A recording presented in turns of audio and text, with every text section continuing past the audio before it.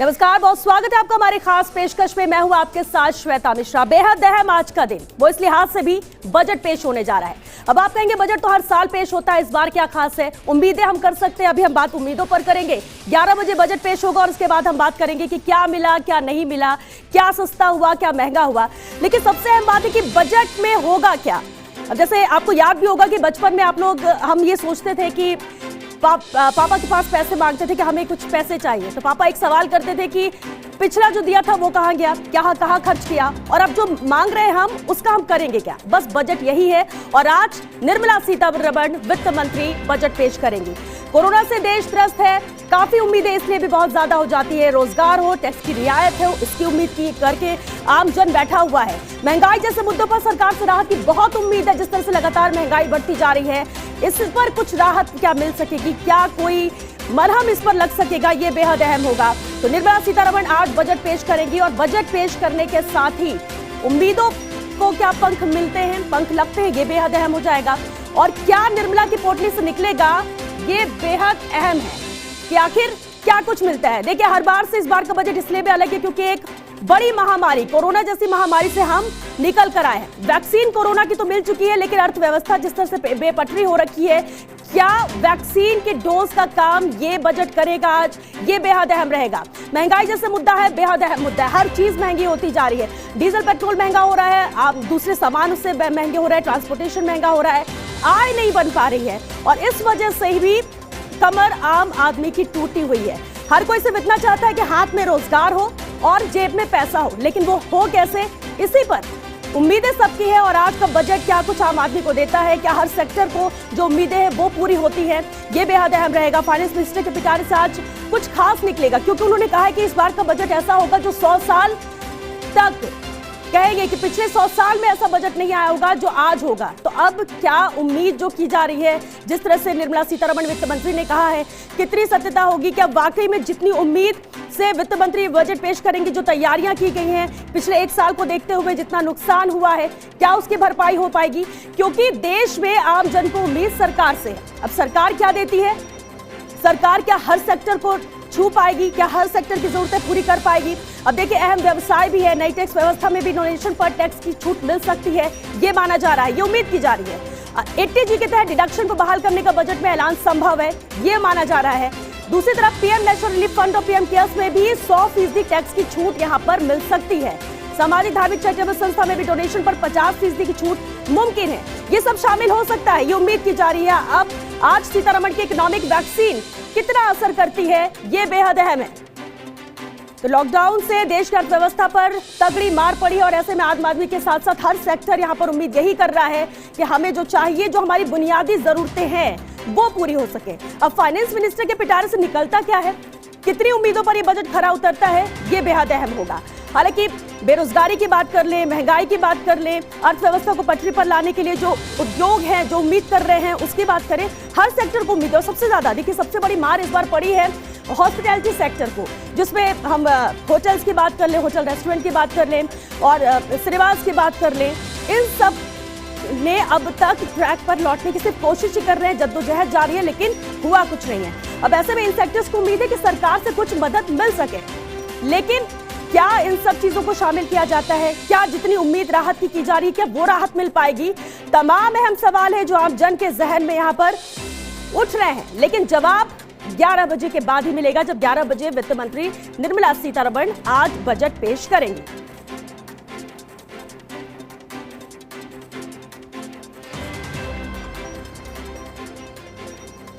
और भाई, अब सबसे अहम हो जाता है आम आदमी के लिए कि टैक्स स्लैब क्या रहेगा, कितने लोगों की नौकरियां यहां पर जा चुकी हैं, वर्क फ्रॉम होम किया जा रहा है, और ऐसे में क्या कुछ राहत टैक्स स्लैब में मिल जाएगी। चलिए हम एक बार आपको ग्राफिक्स के जरिए भी बताते हैं कि आखिर टैक्स स्लैब में क्या राहत की उम्मीद यहां पर की जा रही है। अब देखिए, 2.5 लाख से 5 लाख तक में 5% पहले था, अब क्या होता है इसका इंतजार यहां पर जरूर रहेगा। इसके अलावा अगर बात करें 5 लाख से 7.5 लाख, जो कि 10% है, पिछली बार था, अब क्या इसमें कुछ ऊपर नीचे किया जाता है, क्योंकि उम्मीदें इससे बहुत ज्यादा हो रखी है। इसके अलावा भी 7.5 से 10 लाख की अगर हम बात करें, उसमें 15% तक का टैक्स का डिडक्शन था। ये पिछले साल के हम बता रहे, पहले अब तक ये है, और अब यानी कि आज जब पेश किया जाएगा बजट, उसमें क्या कुछ किया जाता है, क्या बदलाव इसमें नजर आएगा, उसका इंतजार यहाँ पर हर कोई कर रहा है। और साथ ही अगर हम बात करें 10 लाख से 12.5 लाख में इसमें 20% तक का टैक्स रिडक्शन है। 12.5 लाख से 15 लाख में देखिए 25% तक का है और 15 लाख से ऊपर में 30% तक का टैक्स रिडक्शन है। अब तक का ये था। अब क्योंकि इस एक साल में बहुत कुछ बदला है, बहुत ज्यादा नुकसान भी हुआ है, बेपटरी अर्थव्यवस्था हुई है, आमजन की नौकरियां गई हैं और ऐसे में क्या अभी भी सरकार इसे लेकर कुछ सोचती है? ये बेहद अहम हो जाएगा कि सरकार इसके लेकर क्या करती है, क्योंकि सबसे ज्यादा उम्मीदें टैक्स से होती है, हर साल होती है। देखिए जब कुछ नहीं था, जब सामान्य तौर पर चलती है, इसके बावजूद भी टैक्स से ही सबसे ज्यादा उम्मीदें होती है, तो फिर इस बार जब इतना कुछ खोया गया है, इतनी ज्यादा दिक्कतें हुई हैं, नौकरी को लेकर हो चाहे फिर जेब में पैसे की बात हो, तो फिर उम्मीदें और भी ज्यादा बढ़ जाती हैं। तो अब सबसे अहम ये हो जाता है कि टैक्स डिडक्शन में क्या किया जाता है। लेकिन कृषि, देखिए कृषि इसलिए भी जरूरी है, 2 महीने से ज्यादा का वक्त बीत चुका है जब कृषि आंदोलन यहाँ पर जारी है और ऐसे में क्या किया जाएगा इस बार, ये जरूर समझना होगा। देश की अर्थव्यवस्था की बैकबोन कही जाती है कृषि सेक्टर। इसमें क्या होता है, कोरोना में अर्थव्यवस्था के पहिए की भी हवा निकल चुकी है, कोरोना काल में भी। ऐसे में किस तरह से इसे ट्रैक पर लाया जाएगा। लेकिन महामारी के हर बार को किसानों ने बेअसर किया है। किसान हमारे डटे रहे हैं, लेकिन अब उम्मीदें बहुत ज्यादा किसानों को बढ़ चुकी है। किसानों की मेहनत से विपरीत माहौल में भी रिकॉर्ड तेजी यहां पर देखने को मिली है। जिस तरह से मेहनत वो कर रहे हैं, जिस तरह का माहौल यहां पर बना हुआ था, इसी ताकत के बूते उन्होंने दिखाया है। उड़ान के लिए पंख नहीं, हौसले की जरूरत है। किसान ने मैसेज दिया है कि हमें उड़ान के लिए पंख नहीं चाहिए, हौसले मजबूत होने चाहिए और इसके बलबूते हम बहुत कुछ कर सकते हैं। तो देश की अर्थव्यवस्था की बैकबोन कही जाती है कृषि सेक्टर। क्या कुछ इसमें किया जा सकता है, क्योंकि किसान निधि जो प्रधानमंत्री की तरफ से दी जाती है 6,000 रुपए, उसमें बढ़ोतरी की जा सकती है। उम्मीद की जा रही है कि 10,000 ये हो सकता है। इसके अलावा क्योंकि 2 महीने से ज्यादा का वक्त हो गया, किसान आंदोलन जारी है कृषि कानून को लेकर, एमएसपी को लेकर जो बार-बार सवाल थे, क्या इस बजट में इससे लेकर भी कुछ अनाउंसमेंट हो सकता है, क्या किसान के हित में इससे लेकर कुछ शामिल किया जा सकता है, ये बेहद अहम रहेगा। और इसलिए ये सेक्टर बेहद जरूरी है, बेहद अहम है और इस सेक्टर में बूस्ट की जरूरत है। तो कृषि सेक्टर की हम यहाँ पर बात कर रहे थे, जहां पर बहुत कुछ है जो दिया जाएगा। हालांकि हमारी चर्चा इस पर भी जारी रहेगी। आज बजट है, बड़ा दिन है, लेकिन सबसे अहम ये हो जाता है कि कृषि सेक्टर, हम एक सेक्टर पर बात करेंगे क्योंकि जो मिलेगा वो 11 बजे के बाद बजट में अनाउंस होगा, लेकिन उससे पहले उम्मीदें हर किसी को हैं। और ऐसे में हमारे साथ बेहद खास मेहमान भी मौजूद हैं, चलिए उनसे रूबरू करा देते हैं आपको। हमारे साथ बीजेपी नेता प्रियव्रत शर्मा जी हैं, बहुत स्वागत है सर आपका। हुसैन खान जी हमारे साथ हैं, व्यवसायी हैं। किसान नेता सुरेंद्र अवाना जी हैं, प्रगतिशील किसान हैं। फूलचंद बड़बड़वाल किसान नेता जी भी हमारे साथ हैं और वहीं हमारे साथ पुष्पेंद्र माफ कीजिएगा अभिनव राजवंशी जी है, चार्टर्ड अकाउंटेंट। बहुत स्वागत है सर आपका। क्योंकि हम कृषि पर बात कर रहे हैं और इसलिए फूलचंद जी सवाल आपसे ही। देखिए अभी तक किसानों को बहुत 2 महीने से हमने बहुत चर्चा की आंदोलन को लेकर, लेकिन आज का दिन बजट का दिन है और आज हर किसी को उम्मीदें हैं। किसान क्या उम्मीद कर रहा है और क्या आपको लगता है कि जो मांगे अहम थी उनमें से कुछ बजट में अनाउंस हो सकता है? तो किसान तो आज की तारीख में ये उम्मीद करता है कि मेरे 1 किलो गेहूं में किसी रोज 1 लीटर डीजल आता था, वो आज 4-4.5 किलो गेहूं में 1 लीटर डीजल आता है। तो जिस मानव जाति को चलाने के लिए मैं खाद्यान्न उत्पन्न करता हूँ वो इनकम टैक्सदारी नहीं और मैं कर्जदारी हूँ। मैं इनकम टैक्सदारी कब बनूंगा, ये मैं आज की व्यवस्था से सवाल करता हूं। क्योंकि सबसे पहले तो इनकम टैक्सदारी मेरे को बढ़ना चाहिए था, जबकि बड़ा कौन, वो डीजल वाला जो मेरे गेहूं के मुकाबले वो केवल मशीनों को चलाता है। मेरा कर्म जो भी है वो मानव को चलाने के लिए। आज उस मानव को चलाने वाले व्यवस्था को जो हम किसान इस दुनिया को चलाते हैं वो दिन दिन घटते जा रहे हैं और लोग बढ़ते जा रहे हैं। उससे इनकम टैक्सदारी किसान बनाने के लिए हमारे साथ जो व्यवस्था जो आज तक हमें मारती रही, वो इस बजट में उम्मीद करते हैं कि हम प्रगतिशील किसान कैसे बने और हम इनकम टैक्सदारी कैसे बने। बिल्कुल। और क्योंकि सुरेंद्र अवाना जी हमारे साथ प्रगतिशील किसान, कैसे बने प्रगतिशील किसान, ये अभी फूलचंद जी ने कहा। और बेहद अहम सवाल भी, देखिए टैक्स किसान को नहीं देना है, लेकिन किसान को जो चाहिए वो नहीं मिल पाता है। आज सड़कों पर किसान पहुंच चुका है। लेकिन अवाना साहब एक अहम बात यह भी है कि किसान निधि की बात कर ली जाए, राहत के तौर पर दिया गया, वो बढ़ने की इस बार उम्मीद क्या कर रहे हैं आप कि क्या हो जाना चाहिए? सिर्फ बातों से नहीं, वहां पर बजट में नजर आना चाहिए। देखिए पिछले 1 साल, बिल्कुल आपसे इस पर जवाब लेंगे। और चलिए एक बार फिर से चर्चा का रुख करते हैं। अभी ये तस्वीरें दिखाने से पहले अवाना साहब आपसे ही सवाल था कि आखिर उम्मीद क्या है और ऐसी उम्मीद जो वाकई में बजट में नजर आनी चाहिए। देखिए पिछले 1 साल से पूरी दुनिया कोरोना महामारी से जूझ रही थी। उस समय सारे उद्योग धंधे बंद थे, सिर्फ किसान का ही काम चल रहा था और किसान खेतों में डटा हुआ था। और हमारे देश की जीडीपी ने अगर थोड़ा बहुत संभाला तो वो किसान ने खेती बाड़ी नहीं संभाला। पिछला बजट बहुत बढ़िया नपातुला दिया था, लेकिन ये कोरोना महामारी के कारण जो सरकार की योजनाएं थी वो पूरी धरातल पे नहीं आ पाई। और खेती और पशुपालन के लिए, जैविक खेती के लिए, एकीकृत खेती के लिए सारी योजनाएं अच्छी थी। मुझे उम्मीद है कि ये योजनाएं पुनः जो कमी रह गई थी उसको इस बार करेंगे। सबसे मोटी चीज़ जो इस बार ये नज़र आई पूरे वर्ष में कि हमारे भारतीय जो मसाले और हमारी औषधियाँ हैं उनकी दुनिया में बहुत ज़्यादा डिमांड हुई। और अब इस बजट में मैं उम्मीद करता हूँ कि वित्त मंत्री जी औषधीय खेती और मसालों के ऊपर जोर दे और ये किसानों को इसमें बहुत सी नई नई योजनाएं लाकर दे, तो इससे किसान की इनकम भी बढ़ेगी और हमारे देश का भी जो इंपोर्ट है औषधीय पौधे और इनकी मसाले आदि चीज़ों की इंपोर्ट करेंगे तो रेवेन्यू भी बढ़ेगी।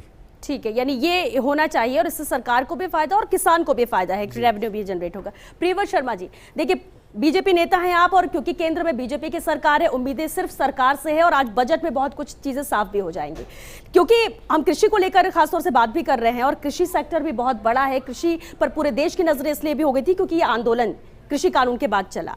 अब क्या उम्मीद किसान करे कि जो चीजें बात नहीं बन पाई शायद इस बजट में किसान को ध्यान में रखकर कुछ चीजें दी जाए जो फायदा हो, किसान के कम से कम कुछ राहत किसानों को मिल सके।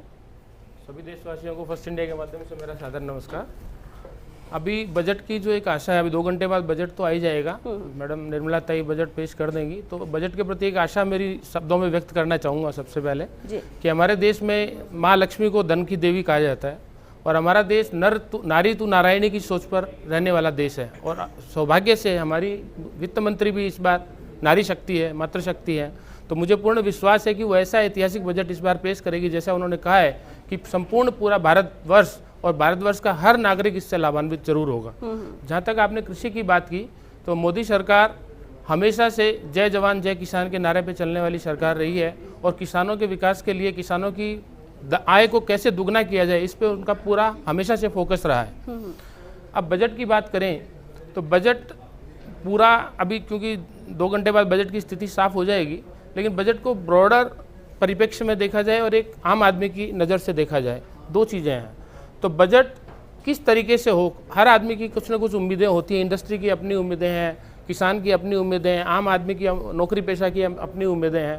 तो इस बार 2 मेन चीज़ें हैं जिस पे गवर्नमेंट हमेशा फोकस करने की पूरी ट्राई करेगी और एक तो ये है कि फिस्कल डेफिसिट को 5% का 5.2% का जो टारगेट दिया था उसको उससे नीचे कैसे रखा जाए, मेन चीज़ ये। दूसरा चीज़ ये कि सकल जो ऋण है वो 8 लाख 10 लाख करोड़ का बोला है एस्टीमेट में, लेकिन 8 लाख करोड़ तक यदि रहता है तो ये भारत के नए भारत की तस्वीर को पेश करेगा। ये बजट कोरोना वैश्विक महामारी के बाद का ऐतिहासिक बजट क्यों बन रहा है कि पूरी सिस्टम देश का बदल चुका है कोरोना महामारी के कारण, और ये जो बजट होगा ये केवल इस साल का बजट नहीं होगा, ये नवीन भारत की नींव को रखने वाला एक बजट होगा। तो इस पे पूरा फोकस रहेगा और मैं आशा करता हूँ कि निर्मला ताई सभी भारतवर्ष के लोगों को एक फायदा देने वाला बजट पेश करेगी, ये हमें पूर्ण विश्वास है। बिल्कुल। और अभिनव जी, क्योंकि हम लगातार एक बात हमेशा से कहते रहे कि टैक्स से उम्मीदें बहुत ज़्यादा हो जाती है कि टैक्स स्लैब में कुछ चेंजेस हो जाए और वो सबसे आखिरी में बताया जाता है, लोग निगाहें मतलब टकटकी लगा कर देखते हैं कि कुछ हो जाए। इस बार उम्मीद उससे और ज़्यादा हो जाती है क्योंकि कोरोना काल पूरी महामारी थी। क्या हो सकता है, क्या आपको लग रहा है कि राहत आम जन को, नौकरी पेशा को इसी से मिलेगी और इस पर कड़े कदम सरकार को उठाने चाहिए ताकि राहत नौकरी पेशा को मिल सके? बिल्कुल। मैं चार्टर्ड अकाउंटेंट में देखता हूँ इस साल जो भी रेवेन्यू है, कई कंपनीज ने जो भी सैलरीड हैं उनके काफ़ी कम किए हैं, जिनका बिजनेस नहीं हुआ है, इवन 50% 70% पे करे हैं। और डेफिनेटली लास्ट ईयर से इस साल में बहुत कम हुआ है रेवेन्यू, अर्निंग, सैलरी। तो टैक्स रिलीफ, टैक्स बेनिफिट, कुछ ना कुछ एक ऐसा अमेंडमेंट या कोई ऐसा क्लॉज ज़रूर आएगा जिसमें जिनकी सैलरी कम हुई है या जिनको नुकसान हुआ है उनको कुछ ना कुछ टैक्स रिलीफ डेफिनेटली दिया जाएगा।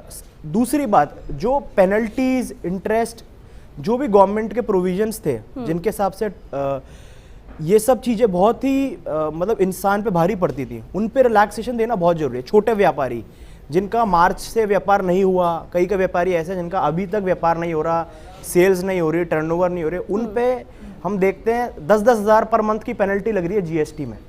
तो वो सब चीज़ें जो ऐसे प्रोविजन है सरकार के, उनमें रिलैक्सेशन देना बहुत ज़रूरी है। अगर चाहते हैं कि जो वैक्सीन लगे बजट में, वो बहुत ज़रूरी है। ऐसे मतलब बेनिफिट, मतलब अननेसेसरी पेनल्टी नहीं लगे, वो बहुत ज़रूरी है। और स्टैंडर्ड डिडक्शन को भी उम्मीद की जा रही है बढ़ा दिया जाए 50,000 से 80,000, ये उम्मीद की जा रही है। तो क्या लगता है कि पॉसिबल एक्सपेक्टेड है कि जो बेसिक लिमिट है जो 2.5 लाख तक की, उसमें सभी को छूट मिलती जाए और वो बढ़ा दिया जाए, उसमें ये उम्मीद लग रही है। बिल्कुल बिल्कुल। और आपने अभी व्यवसाय का जिक्र किया, हुसैन खान जी में हमारे साथ हैं। हुसैन खान जी, हर चीज़ है जो ट्रैक पे वापस लौट रही है इस महामारी के बाद, लेकिन सबसे ज़्यादा जो नुकसान हुआ है और बेपटरी जो व्यवस्था नजर आई वो हॉस्पिटैलिटी की, जिसमें होटल व्यवसाय, पर्यटन ये शामिल है, सिनेमा हॉल शामिल है।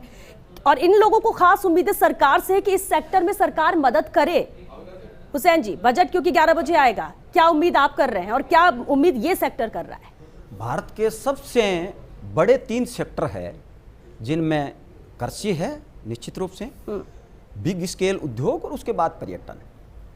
पर्यटन में करीब करीब भारत के अंदर में 10 करोड़ लोग प्रत्यक्ष अप्रत्यक्ष रूप से जुड़े हुए हैं पर्यटन सेक्टर से। और हम मान के चलते हैं कि पिछले जो 1 साल में, जो कोरोना काल में पूरे भारतवर्ष में करीब करीब 10,000 करोड़ का नुकसान इस उद्योग में हुआ है। हम ये मान के चलते हैं कि इस घाटे को तो हम कवर वापस नहीं कर सकते, लेकिन आने वाले समय में उस उद्योग को उभारने के लिए अब हम उम्मीद करेंगे सरकार से कि एक तो जो 999 रुपीज की जो होटलें हैं, बजट क्लास होटलें, वहां पर जीएसटी के दायरे से बाहर है, और 1,000 से ऊपर वाली होटलें जीएसटी के दायरे में आती है।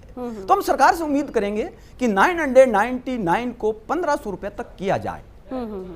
दूसरा, होटल पर्यटन उद्योग को हम हमेशा उद्योग कहते हैं इसको, सरकार ने उद्योग का दर्जा भी दिया है, लेकिन फील्ड में इसको इंप्लीमेंट अभी तक नहीं किया गया है।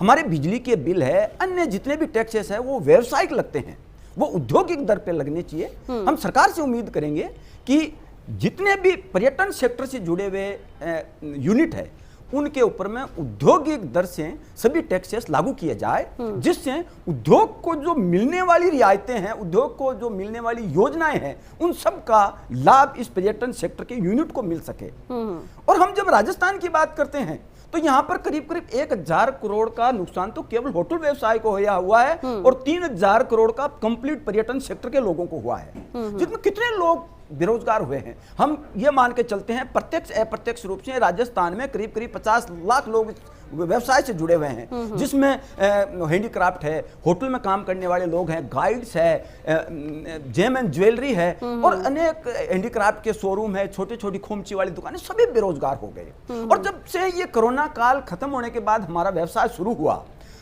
हमारे यहाँ पर जो लोग वापस रिकॉल किए गए हैं वो 30 से 35% से ज्यादा लोग रिकॉल नहीं किए गए हैं, क्यों? ऑक्यूपेंसी ही इससे ज्यादा नहीं है। अभी पूरे विश्व की जो अर्थव्यवस्था चरमराई हुई है, विदेशी पर्यटकों की तो हम उम्मीद ही नहीं कर सकते। बात रही देशी पर्यटकों की, तो देशी पर्यटकों को लुभाने के लिए हम ये आशा करते हैं सरकार से कि उनके लिए अनेक योजनाएं बनाई जाएगी, अनेक अलग अलग टाइप के एडवर्टाइजमेंट क्रिएट किए जाएंगे, जिससे हमारे देश के जो पर्यटक हैं, जो विदेशी पर्यटक हमारे इंडिया में आते हैं, उससे डबल से भी ज्यादा हमारे देश के पर्यटक विदेशों में घूमने जाते हैं। क्योंकि विदेशों में अभी कोरोना काल चल रहा है, हमारे देश के पर्यटक वहां घूमने नहीं जा रहे हैं, तो वो भारत के अंदर आए। लेकिन भारत के अंदर में जो विदेशों से भी अच्छे अच्छे स्थान है, उनका एडवर्टाइजमेंट अच्छे से किया जाए, उनको अच्छे से लोगों तक पहुंचाया जाए। आपको मैं कहता हूं, राजस्थान के अंदर में पूरे भारत के स्टेट देखें तो सबसे ज्यादा पर्यटक स्थल है, हेरिटेज प्लेसेस है, लेकिन इनको अच्छे से दिखाया नहीं गया लोगों को। ठीक है, यानी प्रचार प्रसार में कमी है और इस वजह से भी लोगों तक इसकी पहुंच नहीं हो पा रही है। तो ये आप चाहते हैं कि इसमें थोड़ा सा सरकार को भी इनिशिएटिव लेना चाहिए और सरकार इसमें कर सके। आपको बताऊं मैं, इतने ज्यादा रोजगार के अवसर मिल सकते हैं थोड़े से प्रयास से भी। आपको ज्यादा खर्चा करने की जरूरत नहीं है, ज्यादा बजट की जरूरत नहीं है, थोड़ा प्रयास ही अगर सरकार करे तो आपको मैं बताऊं डबल हमारे जो एम्प्लॉयमेंट है वो बढ़ सकता है। सरकार हर आदमी को नौकरी नहीं दे सकती है, मानते हैं इस बात को, ठीक है, लेकिन इन सेक्टर में थोड़े प्रयास करके लेकिन और नौकरियों में जनरेट करनी होगी सरकार को नौकरी। प्रियवर जी देखिए, बेरोजगारी सबसे बड़ा मुद्दा कोरोना काल के पहले भी था और उसके बाद तो कोई लिमिट ही नहीं रह गई है। लोग बेरोजगार हुए, जो कहीं नौकरी कर भी रहे हैं तो सैलरी एकदम कट हो गई है, लेकिन खर्चे वैसे ही है, मैनेज करना बहुत मुश्किल है। ये एक आम जन के साथ बड़ी समस्या है। हर हाथ को रोजगार मिले कैसे, प्रियव्रत जी? रोजगार वाकई में इस बहुत बड़ा देश, 130 करोड़ आबादी का अपना देश है जी, और यहाँ रोजगार की एक समस्या है। लेकिन मोदी सरकार के आने के बाद जो स्किल डेवलपमेंट प्रोग्राम किए गए हैं उससे स्वरोजगार की तरफ भी भारत बढ़ा है, और आत्मनिर्भर भारत की तरफ जो अपना एक कदम है उसके कारण एंटरप्रेन्योरशिप इंडिया के अंदर डेवलप हो रही है, क्योंकि हर व्यक्ति को सरकारी नौकरी देना बहुत ही असंभव है। बिल्कुल प्रियव्रत जी, इस वक्त अहम खबर उससे भी रूबरू करा दे। बजट से पहले शेयर बाजार में उछाल आया। प्री ओपनिंग में सेंसेक्स में 383 अंक का उछाल देखने को मिला है। तो बजट से पहले शेयर बाजार में उछाल है। 11 बजे बजट पेश होगा, लेकिन उससे पहले बाजार में उछाल देखने को मिल रहा है। प्री ओपनिंग में सेंसेक्स ने 383 अंक का उछाल यहां पर दिया है। अभिनव जी, शेयर बाजार में उछाल बजट से पहले, क्या ये संकेत दे रहे हैं? मेरे ख्याल से तो बहुत पॉजिटिव संकेत है। टैक्स, इवन मैं कहूँगा कॉर्पोरेट में भी, क्योंकि अपन जानते हैं बिजनेस डाउन हुआ है, तो कॉर्पोरेट टैक्स में भी कुछ ना कुछ बेनिफिट होगा, कुछ ना कुछ मैट या कुछ ना कुछ प्रोविजन में डेफिनेटली बेनिफिट होगा और एक्सपेक्टेड है। इवन मैं कहूँगा इंटरेस्ट रेट्स या जो भी लेंडिंग रेट्स हैं उनमें भी डेफिनेटली गवर्नमेंट का है कि रिलीफ देना है, जो ये बताता है कि अब शेयर मार्केट इसका एक्सपेक्टेशन ले चुका है कुछ टाइम पहले से। बिल्कुल। और लेकिन एक और सवाल उठता है कि बैंकों की हालत जिस तरह से हुई है, बैंक की जो हालत होती आ रही है, वजह ये भी कि लोग जो सेविंग करते थे, इंटरेस्ट रेट कम हो गया है, उनके पास कोई ऑप्शन नहीं है। बैंकों के पास ऑप्शन नहीं है कि जो सेविंग लोगों की थी वो भी निकाल ली गई इस कोरोना काल के दौरान, महामारी। ये सब कैसे मैनेज होगा, ये कवर कैसे होगा? देखिए, बहुत ही डिफिकल्ट फेज है। बैंक एक तरफ तो insolvency and bankruptcy law postpone हो रखा है मार्च तक, दूसरी तरफ रिकवरी एनपी अकाउंट्स वगैरह अब जाके अभी तक हॉल्ट करे हुए थे, और एक तरफ जो इन्फ्यूज करना है, जो फंड सिस्टम में इन्फ्यूज करना है, उसके लिए इंटरेस्ट रेट्स कम हो चुकी है। तो इन सबको एक बैलेंस करना पड़ेगा। एक तरफ तो आपको फंड इन्फ्यूज करना है, तो आपको लोगों से डिपॉजिट भी चाहिए, तो आपको अट्रैक्टिव, आप ज्यादा इंटरेस्ट रेट भी कम नहीं कर सकते। तो जो गैप होता है, जो आप जिस रेट पे आप लोन देते हैं और जिस रेट पे आप डिपॉजिटर्स को इंटरेस्ट देते हैं, उसके बीच में जो गैप होता है, जो बैंक्स का प्रॉफिट होता है, उसको ऑप्टिमाइज करना पे डेफिनेटली ध्यान दिया जाएगा, जिससे बिजनेस में पैसा है, मार्केट में पैसा है, और डिपॉजिटर्स का भी ध्यान रखा जाए ताकि सेविंग्स कम नहीं हो। एफडी रेट तो बहुत ही कम हो चुकी है। लास्ट ईयर में आप देखें 7 से 5-4 पब्लिक सेक्टर बैंकों में आ चुकी है, तो उस पर भी ध्यान देना जाना, क्योंकि ये इजी भी पड़ता था लोगों के लिए कि आरडी करा ली, थोड़ी सैलरी है तो भी एफडी करा लिया, थोड़ा सा सेविंग हो जाए, और सिर्फ इस उम्मीद से कि इंटरेस्ट अच्छा मिलेगा। लेकिन अब लोग ये सोच रहे हैं जब इंटरेस्ट ही नहीं मिल रहा है तो इससे अच्छा कहीं लगाने से अच्छा अकाउंट में ही थोड़ा बचा रहे, जरूरत पर काम आएगा। इंटरेस्ट भी है तो वो टीडीएस कट जाता है। और ये छोटी-छोटी चीजें हैं जो आम जन को थोड़ी राहत देती हैं, लेकिन सबसे बड़ी बात हो जाती है कि अभी जो स्थिति बैंकों की भी, हर सेक्टर की हालत खराब है। अब ऐसे में सबको बूस्ट कैसे किया जाएगा इस बजट के जरिए, ये जरूर कोशिश यहाँ पर सरकार की रहने वाली है। लेकिन 11 बजे बजट पेश होगा, लेकिन 11 बजे से पहले हम बात उम्मीदों पर भी कर रहे हैं कि उम्मीद क्या क्या है और कैसे हर एक सेक्टर को छुएगी यहाँ पर सरकार इस बजट में, और कैसे निर्मला सीतारमण ने कॉन्फिडेंस के साथ कहा है कि 100 साल में ऐसा बजट नहीं आया जो आज आएगा। तो इंतजार